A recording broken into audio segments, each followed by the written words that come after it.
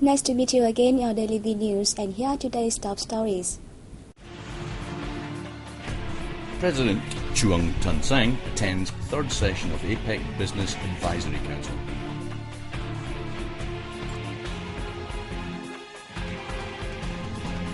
Prime Minister Nguyen Tan Dung joins a ceremony in Dak Lak province to honour ethnic minorities.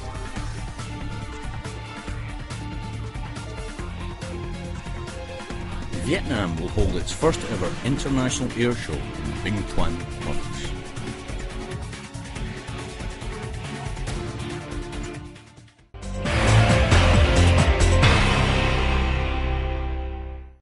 President Truong Tan Sang attended the third session of the APEC Business Advisory Council that opened in Ho Chi Minh City on July 16. At the session, President Sang said Vietnam is creating a favourable business environment for domestic and foreign investors. He emphasised the role of cooperation between Vietnam and other APEC countries. He said joining efforts with the regional economies, Vietnam is determined to overcome current difficulties, stabilise its macroeconomy, curb inflation and improve the investment environment. The country strives to speed up the economic restructuring, focusing on investment, finance and state-owned enterprises, he said. APEC business community should take practical measures to develop infrastructure through public-private partnership, strengthen connectivity among APEC economies and create conditions for businesses, especially small and medium-sized enterprises, to join regional supply chain. Sang also stressed the need to boost technology transfer in agricultural and energy source development in order to ensure food and energy provision and security with sustainable growth. The APEC Business Advisory Council session, which will last until July 19th, aimed to give out official reports, recommendations and dialogue contents to be submitted to the Asian Pacific Economic Cooperation leaders at their meeting in Vladivostok, Russia in September this year. Earlier the same day, at the APEC Business Conference, the delegates had focused their discussions on pressing investment issues in Vietnam. During the period of 2010 to 2012, Vietnam ranked 11th in the world out of all the countries to attract foreign direct investment. At the end of this year's second quarter, Vietnam had attracted 14,000 foreign invested projects from 95 countries and territories across the world, with a total capital of $204 billion. However, many delegates remarked that Vietnam's economic mechanisms remain unstable and the country suffers from inadequate human resources and modern facilities.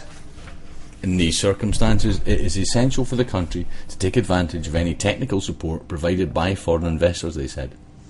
The participants also discussed the country's infrastructure and environment, the current state of inward investment, policies on land and tax, start-up policies, and other measures to lure foreign investment. Prime Minister Nguyen Tan Dung attended a ceremony held in Buôn Ma Thuột City, Dak Lak Province on July 17 to honor outstanding ethnic minority individuals and those who have rendered great services to the stability and development of the Central Highlands. The event is also to mark the 10th anniversary of the establishment of the Central Highlands Steering Committee. Addressing the event, Prime Minister Zoom expressed his pleasure at the gigantic development of the region over the past 10 years and the rapid growth of the Steering Committee. He said, however, that the Central Highlands is still a poor area and it fails to tap into the region's potentials and strength. He pointed out that the infrastructure is not synchronous and the living conditions of some ethnic minorities is still inadequate. He asked the party committees and authorities at all levels from Central Highlands provinces and neighbouring provinces to make more effort to improve the cultural lives and intellectual standards of ethnic groups as well as ensure social welfare. He also asked members of the steering committee to bring into full play the achievements they reached over the past decade and strive more to fulfil their assigned tasks. On the occasion, PM Zoom commended outstanding ethnic minority individuals and those who rendered great services to develop the villages, overcome poverty and protect social order and the environment. He also praised religious representatives who have upheld the traditional patriotism and fulfilled their responsibility to society. On the occasion of the 65th anniversary of War Invalids and Martyrs Day on July 27th, PM Zoom offered incense in commemoration of martyrs at Dak Lak's provincial monument to fallen soldiers.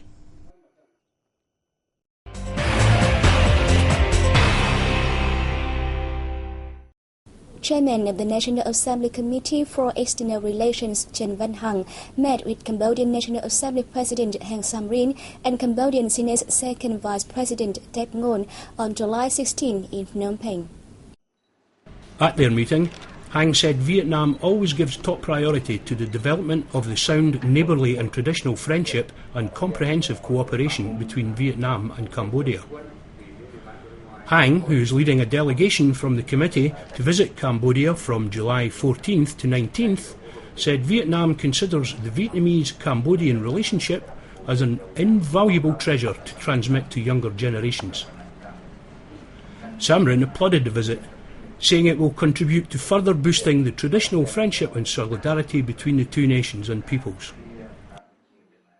Secretary of the Ho Chi Minh City Party Committee Lê Thanh Hải on July 16 hosted a reception for Laos Deputy Prime Minister cum Foreign Minister Thonglun Susulit and Vientiane Party Committee Secretary and Mayor Sukhang Mahalat. The delegation from Laos are in the city to attend a meeting celebrating the 50th anniversary of diplomatic ties between the two countries. At the meeting with Laos Deputy PM, Hai spoke highly of the high-ranking Laos delegation's participation in the anniversary. He said their presence affirmed the traditional friendship, special ties and comprehensive cooperation between the two parties and nations. He added that the city has been making every effort to maintain and promote friendship between the two countries. Susulith highlighted the Laos-Vietnam special relationship and comprehensive cooperation. He spoke highly of the important role played by Ho Chi Minh City in cooperating with localities about Laos. At his meeting with the Mayor of Vientiane, Sukhang Mahalat, Hai said Ho Chi Minh City has been prompt in deploying its cooperation plan with Vientiane. He added it is necessary to raise the level of cooperation between the two cities, as well as between Ho Chi Minh City and other localities in the future. He affirmed that the city always gives incentive policies to its enterprises to invest in Laos. Mahalat asserted that Vientiane will do its best to raise the effectiveness of cooperative agreements between the two cities. He also called on enterprises in Ho Chi Minh City to invest in Vientiane, as well as expand tourism cooperation between the two localities.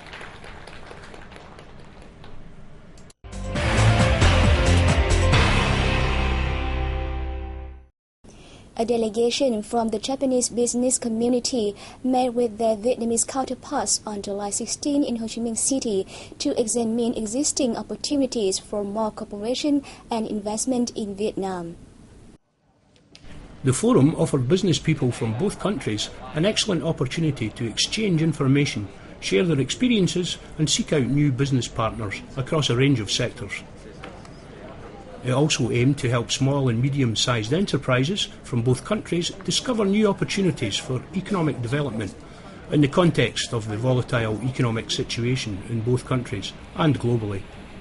Many of the Japanese companies showed a keenness to work closer with Vietnamese partners in manufacturing and mechanical spare parts, foodstuffs and ceramic products, as well as the design industry. Japan is now one of the largest investors in Ho Chi Minh City, with more than 400 projects currently in operation, worth $2.44 billion, mainly in real estate and the processing and manufacturing industries, including cars. Vietnam plans to hold its first ever International Air Show in Binh Thuan from August 29 to September 9 to celebrate the country's National Day and the 20th anniversary of the reinstatement of the province. More than 50 pilots and international balloonists from 14 countries and territories will feature at the show, with around 30 colourful balloons taken to the skies over Phan Thiet. This festival will also include the fascinating acrobatics and paragliders model aircraft, as well as traditional kites during the daylight hours, with a concert taking place later in the evening. Other activities to take place on August the 31st include a commerce and tourism fair and an exhibition of photographs and pictures. Vietnam's International Air Show is now to take place every year in April. That comes to the end of our news today. Thank you for watching and see you next time.